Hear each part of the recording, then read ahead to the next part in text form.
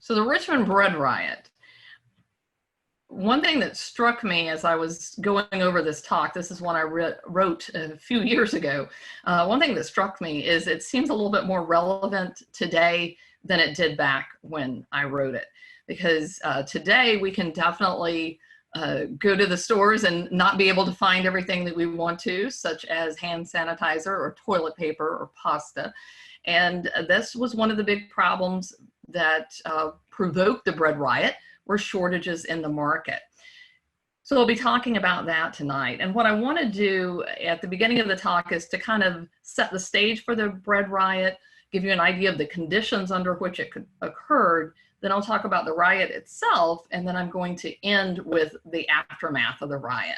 And I've got a slide up here of Robert Garlick Keene, because Keene wrote some very insightful things in the days leading up to the bread riot. So I want to share something from his diary on March 7th. This is what Keene said. And Keene, by the way, was an official in the War Department.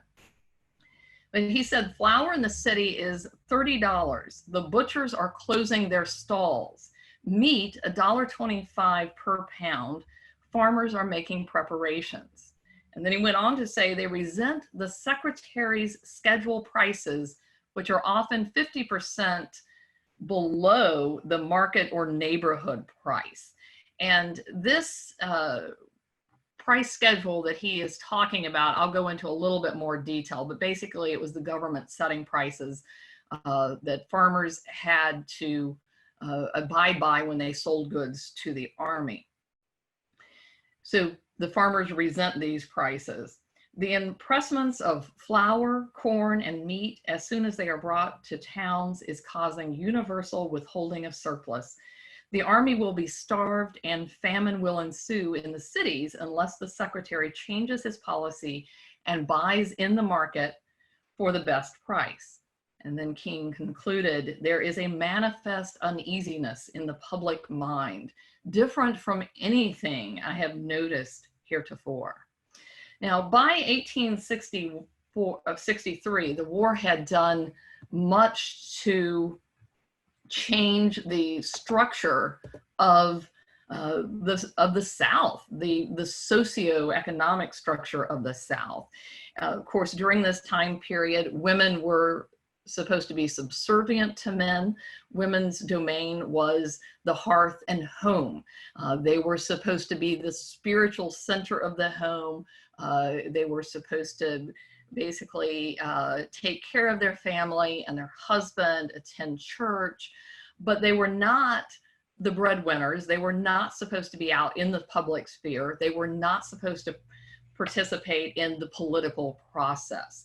But as the war occurs, you have men leaving homes, leaving behind businesses and farms. And so women really come into this new role of managing business and going out and earning money. So their status changed as a result of the war. And another thing that happened as a result of the war is the disparity that existed between the upper and the lower classes becomes more and more obvious. Before the war, you had the wealthy, the upper class people seeing it as their duty to care for the poor, to be benefactors, to clothe them and feed them.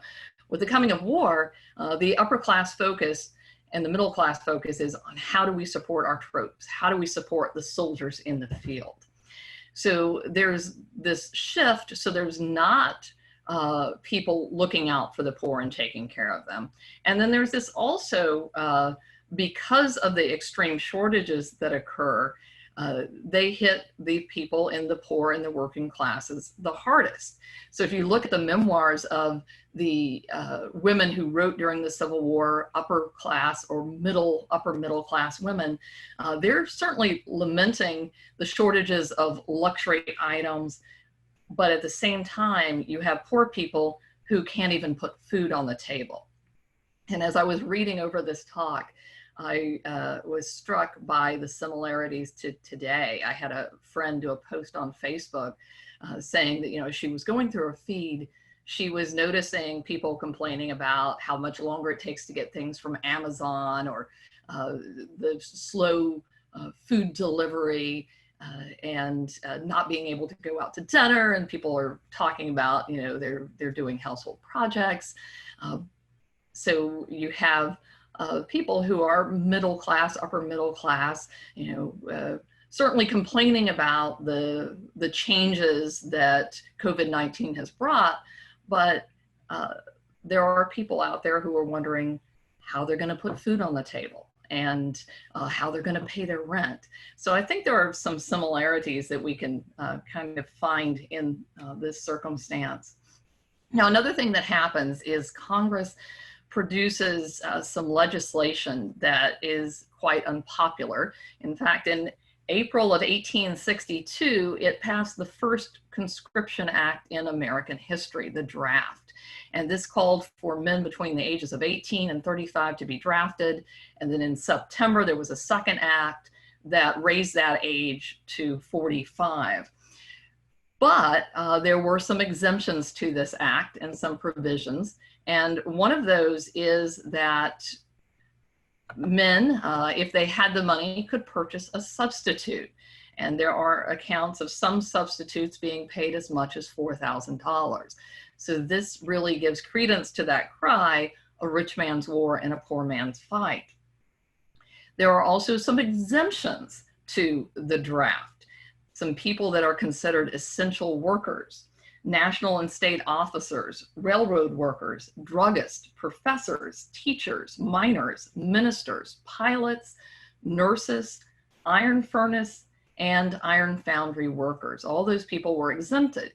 And as you're thinking about that list of exemptions, there's one other set of essential workers that are not exempted. And these are the farmers. Farmers are essential to grow those crops, to feed the army, and to feed people on the home front, but they were not exempted from the draft. Now, there was an act that was passed. This was the 20 Negro Act. That's what it was called. And it exempted owners or overseers of 20 or more slaves or enslaved people. So this is yet again something that appears to be and is geared toward benefiting the upper class, because only about 12% of the population owned 20 or more people, enslaved 20 or more people.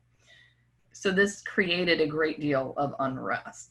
And then at the same time, the Confederate government begins or continues to print more money. That money is not backed by anything other than the hope of future cotton sales. So that means as more money floods the economy, that money becomes useless. The value of the dollar declines, and it declines along with shortages increasing due to the blockade and due to farmland being ravaged. Richmond's population at the beginning of the war was just under 38,000. And we don't know exactly what the population was by 1863, but J.B. Jones, who was another employee in the War Department, he wrote that there were 100,000 people in the city. And this certainly seems believable. Richmond was overflowing with refugees, with government employees, with soldiers and prisoners of war, men in hospitals. So it very likely could have had a population of 100,000 by this point. And between October of 1861 and March of 1864, for 31 months straight, the price index rose by 10% each month. So every month the price index was compounded by 10%. Wages did not keep up with the prices. Robert Keene wrote in his diary, "I recently made a rough calculation to compare the present currency with a sound one in the matter of my household expenses. The result is that my salary of $3,000 will go about as far as $700 would in 1860. The Daily Dispatch, in talking about the increase in prices, blamed the problem on speculators. And you do find a lot of this in not only in the press, but in the memoirs of the day. And they showed that in 1860, a bill of groceries for a family cost $6.55 for a week. But by 1863, that same bill of groceries was $68.25. So just think about this. This at a time when a woman who was serving as a ward matron in a hospital was making $30 a month. And groceries for a week are close to $70. So it's no wonder that children were being put to work. Young girls began working in the Confederate States Laboratory on Browns Island. The Confederate States Laboratory employed around 300 women and girls. And according to one of the Richmond newspapers, young girls between the ages of 9 and 12 were rolling 1,200 cartridges a day. They were being paid between $1.50 a day and $2.40 a day. So certainly that's not going to be enough to support a family. But with children in the workforce and women in the workforce, the attempt was to make ends meet. In the lead up to the bread riot, I think this is one of the things that definitely increased tensions in the city. In addition to the legislation and the shortages, there's an explosion on Browns Island at the Confederate States Laboratory. And in this explosion, there are, missed my slide there. There are about 45 women and children, few men, who were killed, and about another 20 who were injured. So this is a catastrophe that really hits home among the working class. And then following this is when James Seddon, the Confederate Secretary of War, introduced his price schedule. And this price schedule was in response to an act that had been passed by Congress to regulate impressments of forage, so food for animals, for crops, and also property. And by property, what they're talking about are enslaved people, because the Army impressed enslaved people to build trenches, or dig trenches, build fortifications, work for the Army. So this set a price for these various commodities.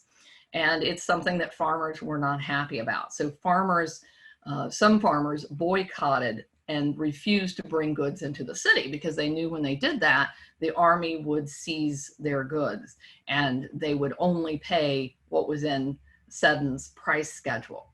In addition to this, there's a new act that required merchants to get a passport in order to enter the city. And so this is just one more bit of red tape. And then finally, Mother Nature conspired. This winter of 1863, 1864 was a harsh, or 1863 was a harsh winter. Over half the days in February and March, there was either snow or rain. And on March 19th, there was a tremendous snowfall of 9 inches. And then the next day, there was another 1.5 inches added to that. And then all of a sudden on March 22nd, as so often the weather does in the spring in this area, you have this complete change. It was a bright, warm, sunny day, and that produced a rapid thaw. And Keene recorded, high water and deep mud will be the consequences. So even those few farmers that were willing to get the passports, who were willing to risk the chance of their crops being confiscated by the Army, even those farmers that wanted to bring crops into the market, they weren't able to do that. Now, one thing that I found very frustrating as I was researching this talk is that Robert Garlick Keene does this amazing job of setting the stage for the bread riot. And then, of all things, he is silent from April 2nd to April 6th. And when he begins writing again, he does not talk about the bread riot. Fortunately, there were other people that did mention what was going on. And one of those was J.B. Jones, who was a war clerk. On April 2nd, which is the day of the riot, he reported, "This morning early, a few hundred women and boys met as by concert in the Capitol Square, saying they were hungry and must have food. The number continued to swell until there were more than 1,000, but few men were among them, and these were mostly foreign residents with exemptions in their pockets." So there's a poke at that exemption law. Jones was correct in his assessment that the meeting had been prearranged. One of the leaders of the Bread Riot was a woman named Mary Jackson, and she was a 34-year-old huckster or seller in the market. She had been in the market for 7 years.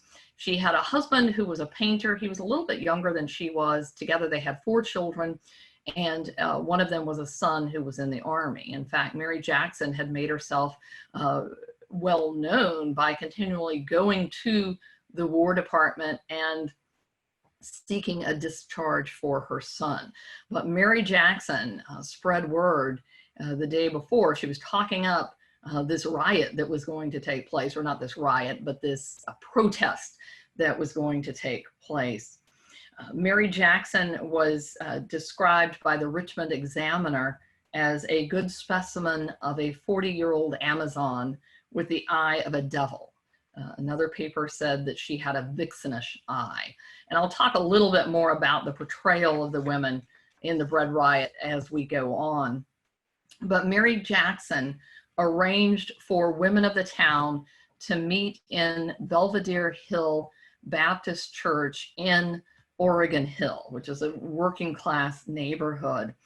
And at this meeting, they decided that they would go as a body and to the provision stores and demand goods at government prices. So that was their goal. They wanted to be able to go to the market and pay the same price that the Army was paying for the goods that it purchased for the soldiers. Now, it's kind of interesting about this meeting that took place in the church, because immediately after the riot, the pastor of the church paid for an announcement in the paper that said, "So far is known to this church, not one of the members knew of the meeting being held in our meeting house." So the pastor was very quickly to distance himself from this discontent. But this crowd of women decided to gather at the Capitol. So they went to Capitol Square, and their plan was to seek out Governor Letcher. So they went to the governor's mansion, and they were told that Letcher had actually gone over to the Capitol to begin his day's work. And the woman who kind of led the delegation approaching the staff at the governor's office was a Mrs. Johnson. And she also is described in a very unflattering way as a toothless old woman. But she spoke to Colonel Bassett French, who was on Letcher's staff, and said that they wanted bread, and bread they would have or die. And French said, "You are not proceeding in the right way to get bread," and said, "The governor's already gone." But because this was a very big crowd and a noisy crowd, the Governor John Letcher, did eventually come out and speak to the crowd. And what he told them is, "I don't have the authority to make farmers sell you goods at those government prices. I can't do that." Definitely not what these ladies wanted to hear. So they left the Capitol Square. And according to J.B. Jones, about 9 a.m., the mob emerged from the western gates of the square and proceeded down 9th Street, passing the War Department, crossing Main Street, increasing in magnitude at every step, but preserving silence and, so far, good order. Now, where had this gathering of over 300 women come from? I'm going to take a look here at our map of Richmond with the Capitol there in the center. And these women came from all over. You have women coming from what was the west end of the city at the time, from Oregon Hill and Penitentiary Bottom and Sydney, and then also up at Sheep Hill. And then from the east side of the city, you have them coming from Rockets Landing and Port Mayo. There were also women that came from the outlying counties. So obviously, this is something that was planned. This is something that had advance word, and people stopped what they were doing so that they could gather. Now, this riot was not without precedent. In Atlanta, Georgia, there had been a riot in March. Also in March were riots at Salisbury, High Point, and Raleigh, North Carolina. There was one in Mobile, Alabama. That's what this illustration is of. And then on April 1st, just the day before the Bread Riot, there was one in Petersburg. Jones said, not knowing the meaning of such a procession, I asked a pale boy where they were going. A young woman, seemingly emaciated, but yet with a smile, answered that they were going to find something to eat. I could not for the life of me refrain from expressing the hope that they might be successful, and I remarked that they were going in the right direction to find plenty in the hands of the extortioners. So Jones is a bit sympathetic toward these workers. So the women left the Capitol, they headed down Main Street, and then another group headed down Carey Street. And their targets were the warehouses in the Shockoe Bottom, Shockoe Slip area, places like Pollard and Son and Tyler and Son, and also the government commissary was one of the targets. The riot, it begins with around a little over 300 women. Some accounts put it over 1,000 people, mainly women, but some men involved as well. But these people did a great deal of damage. Tyler and Son lost over $6,000. TJ Hicks lost $3,500. And I should note that TJ Hicks was a Jewish businessman. And in some of the writings, you do see that there's a great deal of anti-Semitism, and people are often equating the speculators with Jewish businessmen. One interesting incident that I came across as I was researching for this talk was in the testimony following the riot, because they did have trials of the rioters. And in the store of James Knotts, Mr. Knotts said that he instructed someone to throw a box of needles out the window, hoping that, he said, it would appease the mob until the officers could come up. Now, when I read that statement, I thought, that's just strange. Why would you think in the middle of a riot, people would stop to pick up pins and needles? And just thought, that's odd. And then a few days later, I was reading in J.B. Jones' diary, and on April 17th, he said, pins are so scarce and costly that it is now a pretty general practice to stoop down and pick up any found in the street. So that gave me pause. Here we have this going on twice, these references to pens or to needles. So I asked our collections department if we had anything, and we actually have two different items or sets of items. We have these brass pens.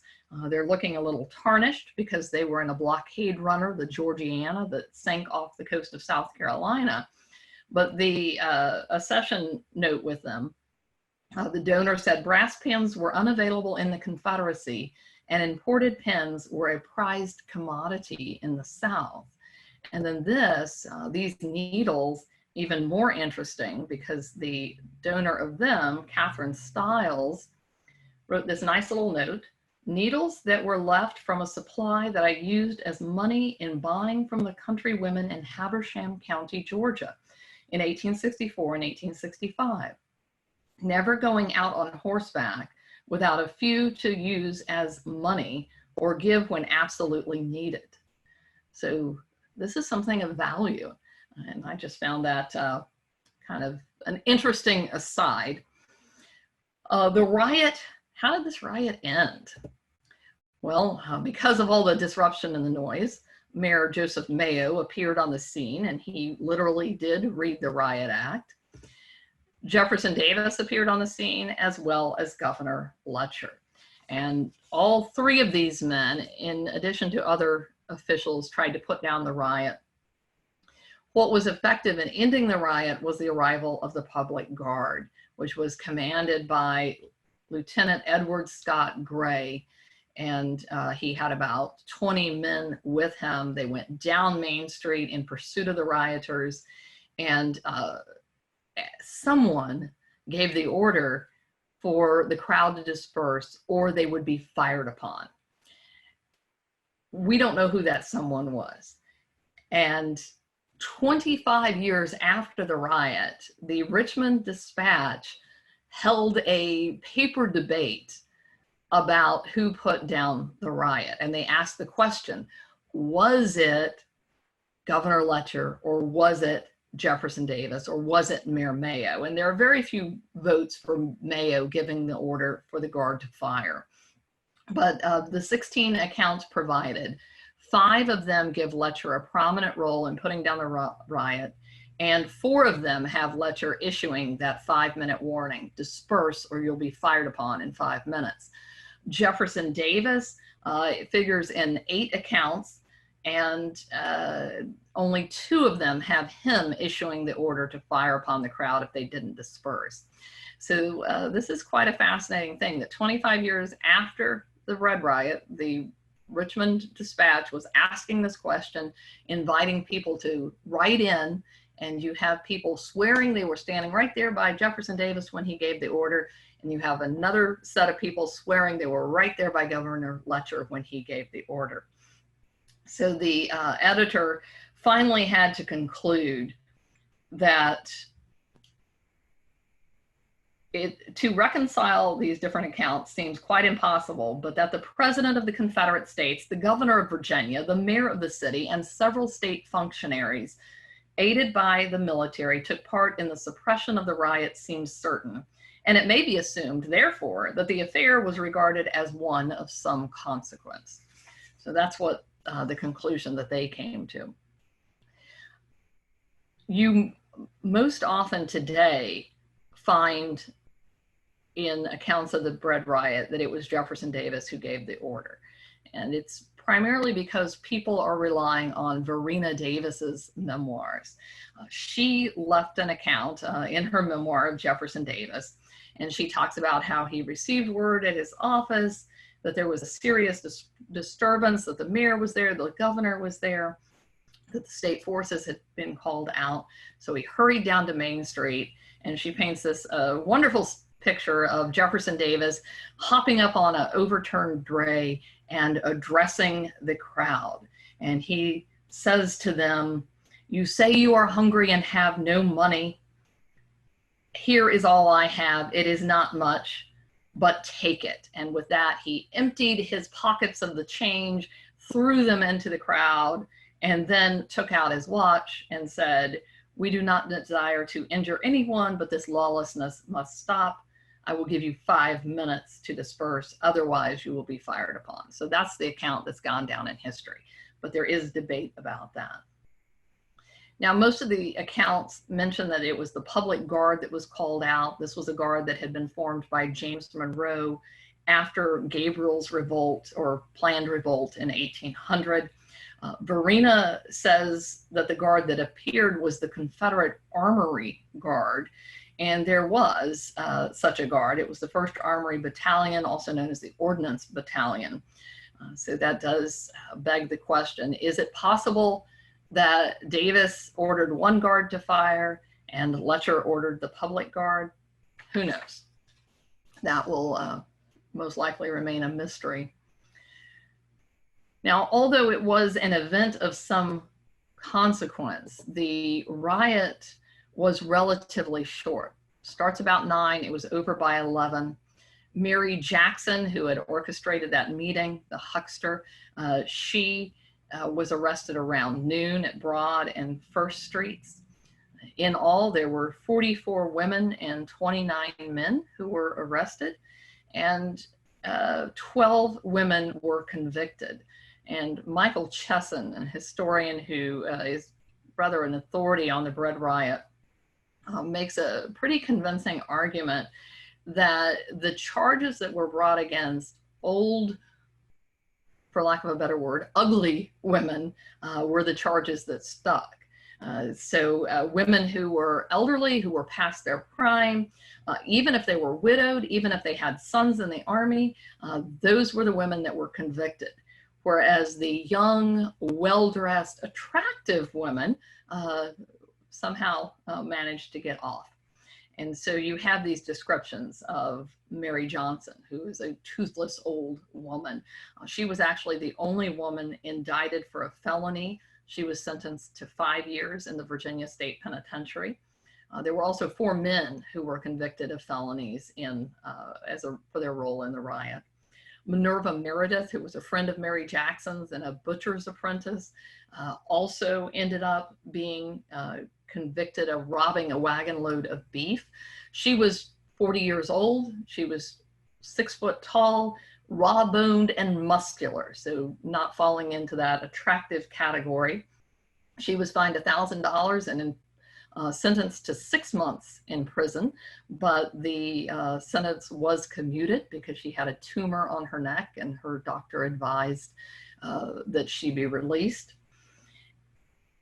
Mary Jackson, we do know that she was denied bail, and that the last record that Michael Chesson found of her is the November 1863 Sentinel reported that she was going to be tried for a misdemeanor, but because of the evacuation fire, the court records were burned, so we don't really know what became of Mary Jackson. Public officials, the press, and well-to-do citizens blamed the riot on undesirable elements. And this is an image from Harper's Weekly, a northern newspaper, but very often in what you come across are very negative descriptions of the rioters. The Richmond Examiner declared the riot had been perpetuated by a, quote, handful of prostitutes, professional thieves, Irish and Yankee hags, gallows birds from all lands but our own. So foreigners, outsiders, unionists. The people who committed this riot weren't needy, they were just greedy. Sally Brock Putnam, who wrote her memoir in 1867, said that they were a combination of Dutch, Irish, and free Negroes. And that, I think, is the only reference that I've found to African-American people being involved in the riot, but she definitely points out that they were free. So there is this attempt to portray these people in a very negative way and to say that they're not Confederates. There's no way that loyal Confederate women would do this. And there's this denial that need exists. Actually, it was the working poor who were involved in the riot. These were people who did not own substantial property. They were not, for the most part, slaveholders. They're just your working class and poor people who are struggling, who participated in the riot. Now, Mayor Mayo didn't want to see it that way. And when he testified, he made quite a little speech on April 3rd. He said, "There is no reason why there should have been any suffering among the poor of this city. More money has been appropriated than has been applied for. The riot yesterday was not for bread. Boots are not bread. Brooms are not bread. Men's hats are not bread. And I've never heard of anyone eating them."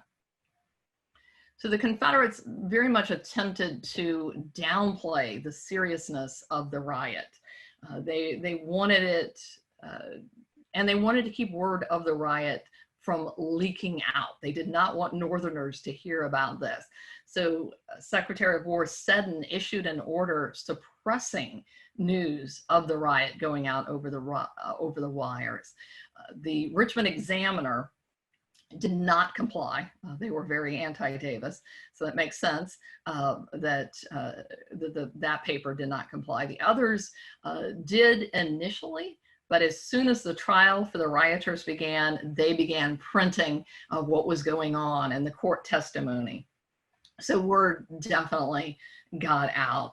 And there's also, there were prisoners being exchanged who went home and talked about the riot as well. The Confederate, even though the Confederates tried to say that this riot was just greedy people from the North, people who were outsiders, people who are not us, they had to actually recognize that there was a need. And so you see after this, the Richmond City Council creating a free market and a fuel depot. And they handed out tickets to people that were deemed deserving poor. So they very closely kind of examined and felt like if you were working or trying to find a job, you might be worthy of some of these tickets. But there was a process for that. And the Confederate Congress did follow up by passing one more exemption act on May 1st. They decided that individuals who were deprived of white or slave labor indispensable to the production of grain or provisions. So in other words, men who were in agricultural areas who were providing subsistence could be exempted. Now, partially as a result of these actions, more effort to provide for the needy and the exemption for certain farmers, this kind of goes a ways in preventing another riot, because there's not another bread riot in Richmond. And also it's kind of a two-handed approach. So they did a little bit to help, but they also put cannon on Main Street between 14th and 15th Streets. And of course the farmers market, one of those is on 17th Street. So there was this attempt to show force and then at the same time provide a little bit of assistance. But as a result of this, there is not another bread riot in Richmond. But problems remain. Shortages continue to increase, and so does inflation. And by the end of the war, the Confederate dollar was only worth about a penny and a half. All right, so that's the bread riot. What I'm going to do now is hopefully I can have a look at our wonderful chat box, and I think it has filled up. So let me see what I've got here as far as questions go, and I'll try to answer them as I see them here. Let's see, scrolling here. I would much rather be doing this live and hear your voices. All right, let's see.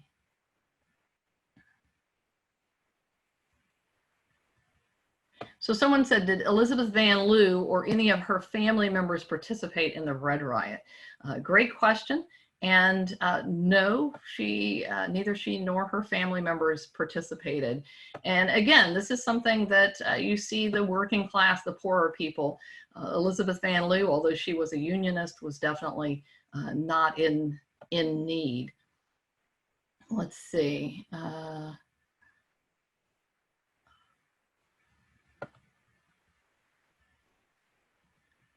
And the price schedules, were they to prevent price gouging, or were they meant to ensure that the Army had goods?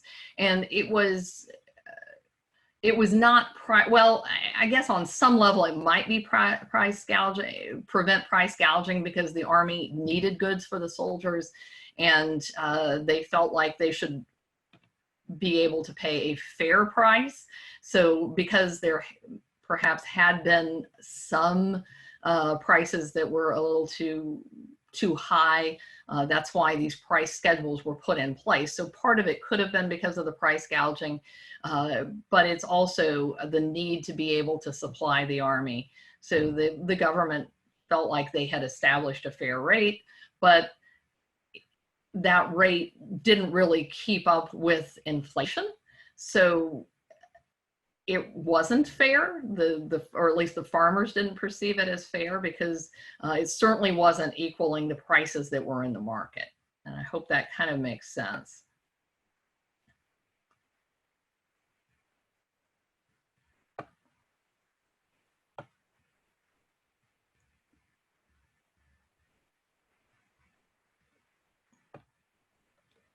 And that's a good question. I have somebody who said, was the Jewish merchant Thalheimer believed by the rioters to be one of the speculators? And I can't say that the name Thalheimer has come up. I'm not sure.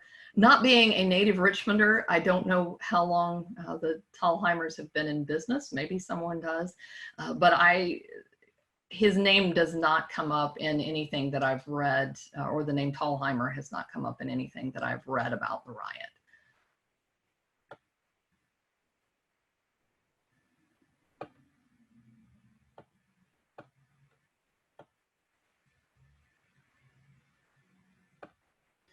And this is a good question here about the fact that some Richmond residents had farms outside the city, and were they able to bring goods from those farms into Richmond for their own personal use?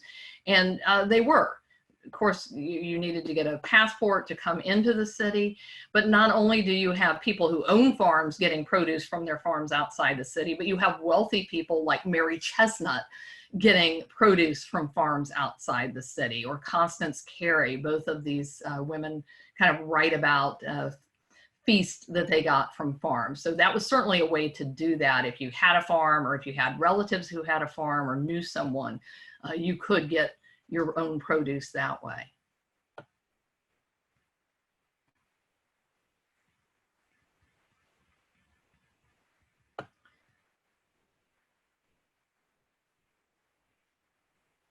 So were women reading accounts of the other bread riots in newspapers, and did participation cross class lines? Certainly women, men, people were reading of other bread riots, and that's either in newspapers or maybe in letters from family. So people were aware of these previous bread riots, and it does seem to be a kind of a wave that builds. So you hear of rioting, and then other places decide this is a good idea. But as far as crossing class lines, no. It was primarily your working class and your poor and needy people who participated in the riot. I think there were a few examples of people who may have kind of gotten caught up in the events of the day. I remember reading about a doctor or a surgeon who ended up being arrested and accused of participating in the riot. And of course, he denied being involved. So I think there are things that happen along those lines, but it's pretty much the people who are suffering the most who are rioting.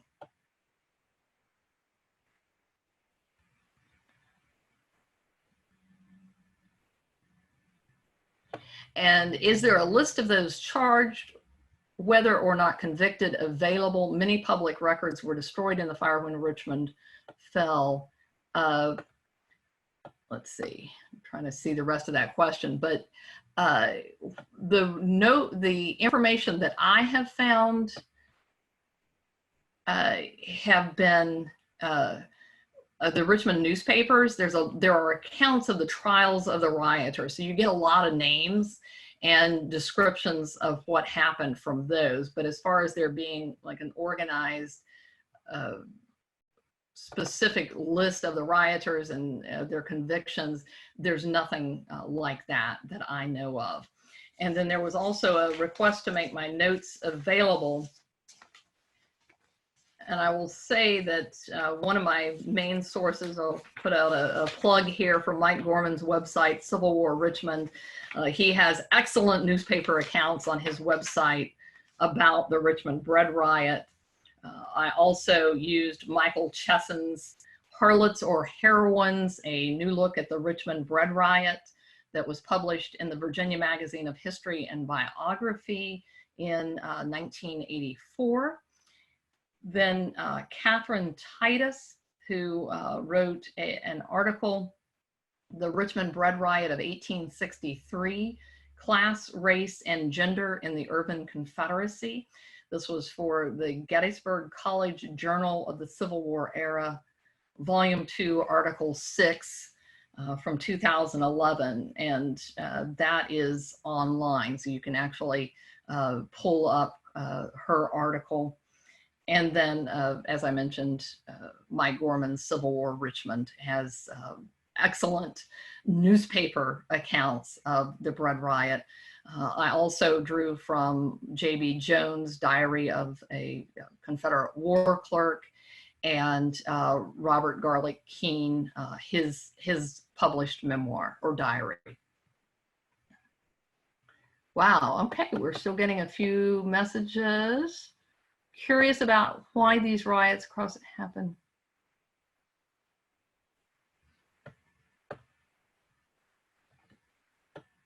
Let's see. I'm having trouble scrolling, so let's see here. All right. Sorry about the pause.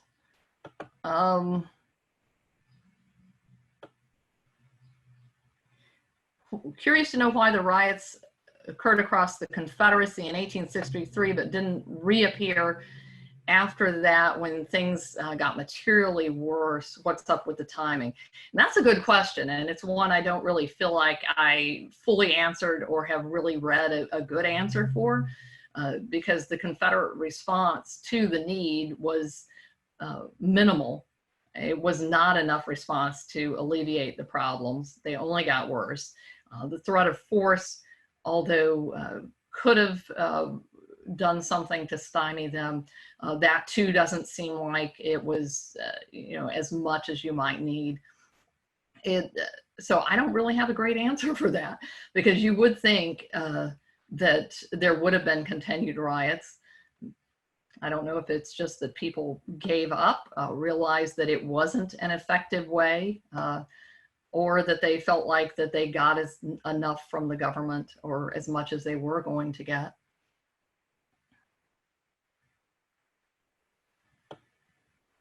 And then I have a question about, after the current pandemic is over, will the ACWM continue to host these virtual History Happy Hour meetings?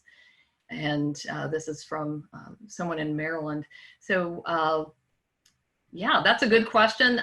I will say that as I was thinking about this tonight, and as we were planning and kind of spreading out Richmond and Appomattox, it did make me aware of how much we can do if we do things virtually. So hopefully we'll find a way to do more virtual programs. We're certainly being thrust into this new virtual realm and learning it and trying to get the hang of it. But I think it's an excellent idea, and I think we'll definitely be thinking about how we can do more virtual programming, or at least make our programs available. All right, let's see here. I think, let's see. I think that was all for the questions. So thank you all so much for joining me tonight. Hope everyone has had a great evening and continue to stay safe and social distance and wash your hands, do all that good stuff. And also continue to go to our website, acwm.org, to check out the great programs that we have, check out our Homefront Ed with resources for parents at home trying to teach their children. So thank you all.